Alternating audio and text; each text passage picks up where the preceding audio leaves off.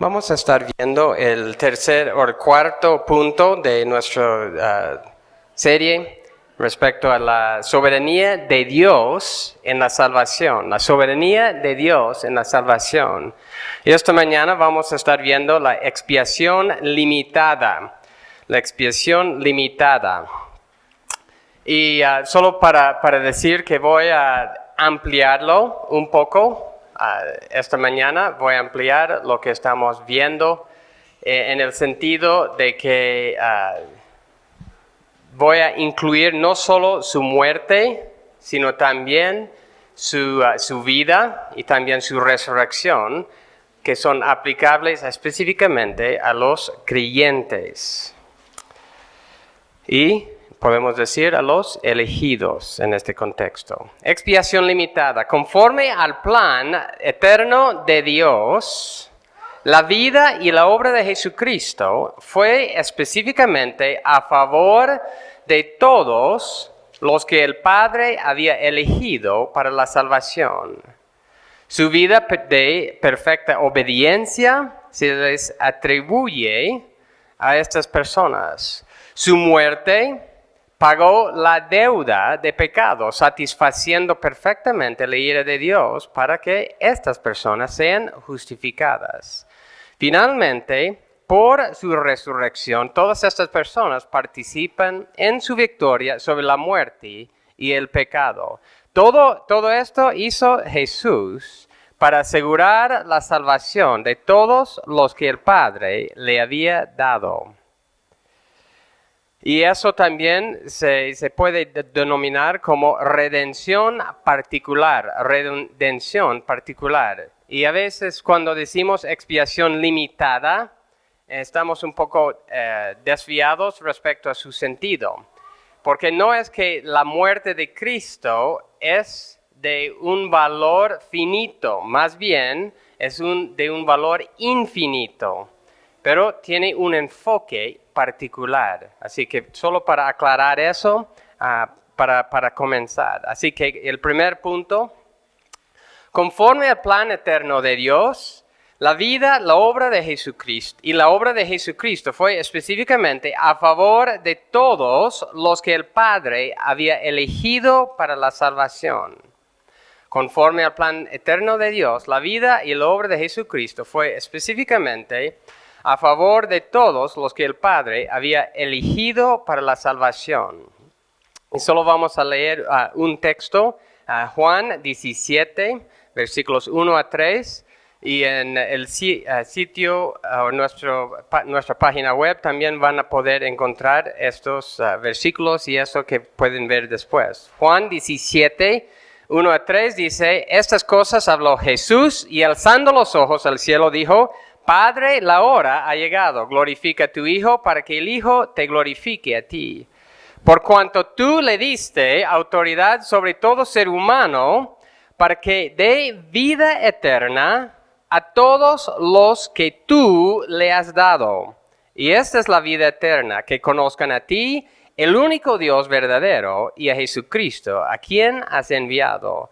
Y versículo 2 dice, por cuanto le diste autoridad sobre todo ser humano, para que dé vida eterna, ¿a quiénes? A todos los que tú le has dado. Entonces, el Padre había elegido, y hay otros versículos, ahí hay algunos, Juan 6, varios versículos en Juan 6 que también hablan de lo mismo. Luego, el segundo punto, su vida de perfecta obediencia fue específicamente para que a estas personas se les atribuya su justicia perfecta. Su vida de perfecta obediencia, entonces vamos a hablar de su vida, su muerte, su resurrección.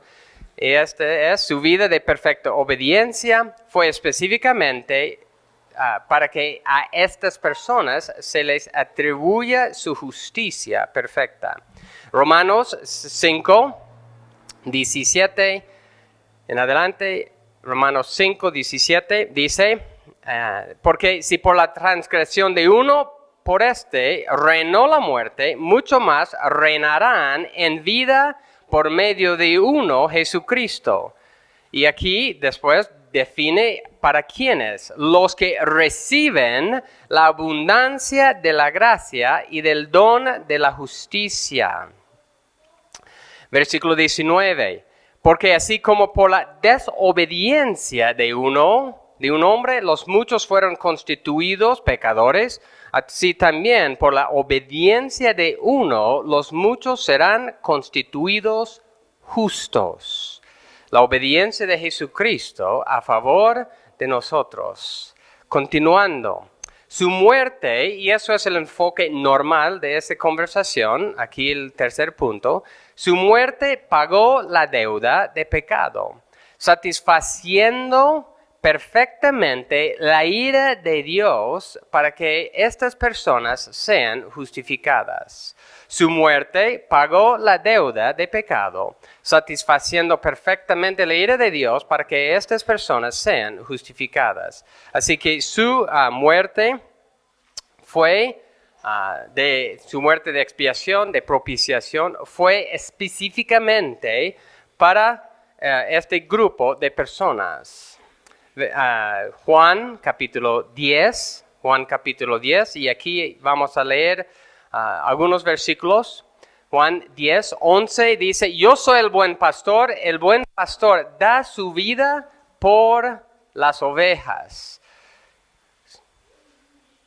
El buen pastor da su vida por las ovejas. Y en este contexto había una distinción entre sus ovejas y los que no eran sus ovejas. 15, versículo 15, ahí mismo. De igual manera que el Padre me conoce, y yo conozco al Padre y doy mi vida por las ovejas. Romanos solo el versículo 26 de Juan 10, que hace esa distinción, porque vosotros no creéis, está hablando algunos judíos ahí, porque no sois de mis ovejas. Entonces Jesucristo mismo haciendo la distinción por quién iba a dar su vida. Romanos capítulo 8, versículo 31 en adelante. Romanos 8:31. Entonces, ¿qué diremos a esto? Si Dios está por nosotros, ¿quién estará contra nosotros? Y aquí en nosotros son los elegidos, son los predestinados, son los que habían sido, son justificados por Dios en el contexto. Y versículo 32, el que no eximió ni a su propio Hijo, sino que lo entregó por todos nosotros. Otra vez, todos nosotros incluye todos los que Dios había elegido. ¿Cómo no nos concederá también con Él todas las cosas? ¿Quién acusará a los escogidos de Dios? Dios es el que justifica. ¿Quién es el que condena? Cristo es el que murió, más aún el que resucitó. El que además está a la diestra de Dios, que también intercede por nosotros. Y aquí está hablando de la obra de Cristo a favor de ¿quién? De los elegidos de Dios. Y dice ahí, ¿quién acusará a los escogidos de Dios? Y la respuesta es, nadie. Y la razón, o por qué no puede, porque Cristo murió, porque Cristo resucitó, porque Cristo también intercede por estas personas. Y por eso no hay condenación por ellos. Y en eso no podemos separar la obra de Cristo por partes. Es decir, Cristo murió, como muchos dicen, por todos sin excepción, pero solo intercede a favor de los suyos, de los creyentes. Aquí no hay esa separación. Cristo murió por los escogidos y por eso no puede llegar a la condenación. Él murió por ellos, resucitó por ellos y intercede por ellos. Hebreos capítulo 9, versículo 14.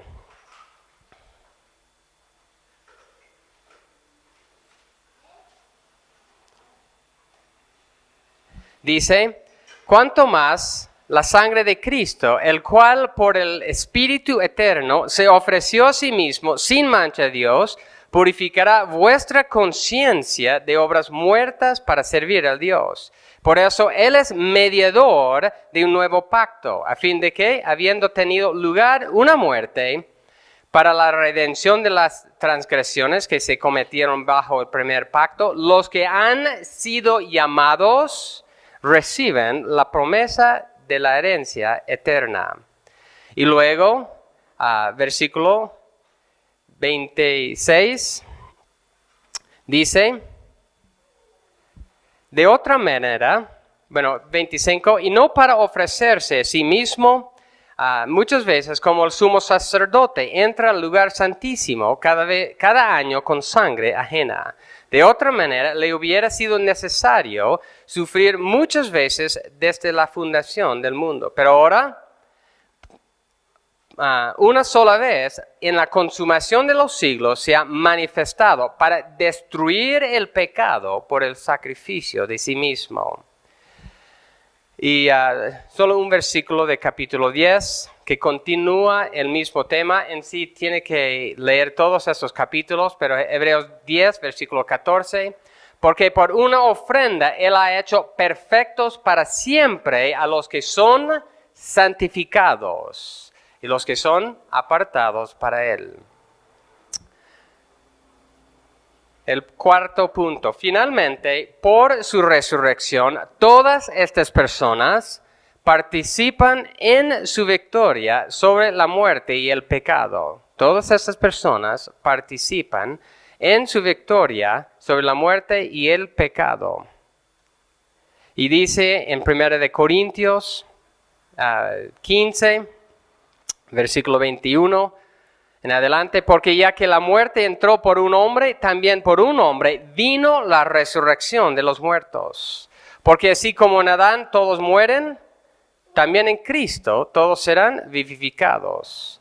Pero cada uno en su debido orden. Cristo las primicias, luego los que son de Cristo, y eso define quienes participan con la resurrección de Cristo. Luego, los que son de Cristo en su venida. Y finalmente, resumiendo todo esto hizo Jesucristo para asegurar la salvación de todos los que el Padre le había dado. Todo esto hizo Jesucristo para asegurar la salvación de todos los que el Padre le había dado. Juan capítulo 6, y con eso terminamos esta mañana. Juan 6, 37. Todo lo que el Padre me da, vendrá a mí. Y al que viene a mí, de ningún modo lo echaré fuera. Porque he descendido del cielo, no para hacer mi voluntad, sino la voluntad del que me envió. Y esta es la parte clave. Y esta es la voluntad del que me envió, que de todo lo que Él me ha dado, yo no pierda nada, sino que lo resucite en el día final. Jesucristo vino para hacer la voluntad de su Padre. Así que, la voluntad del Padre era de salvar a todos los que el Padre le había dado. Y la pregunta para nosotros es, ¿Jesucristo ha tenido éxito en lo que vino para hacer o ha fracasado? Y si creemos que ha tenido éxito, eso quiere decir que su obra es exitoso, es eficaz para todos los que el Padre le ha dado. Así que realmente eso es fundamental para nosotros y nosotros podemos regocijarnos en eso, que la obra de Cristo es perfecto y por eso podemos anunciar el Evangelio sin temor, llamando a las personas al Evangelio, porque Cristo es el Salvador perfecto. Gracias a Dios.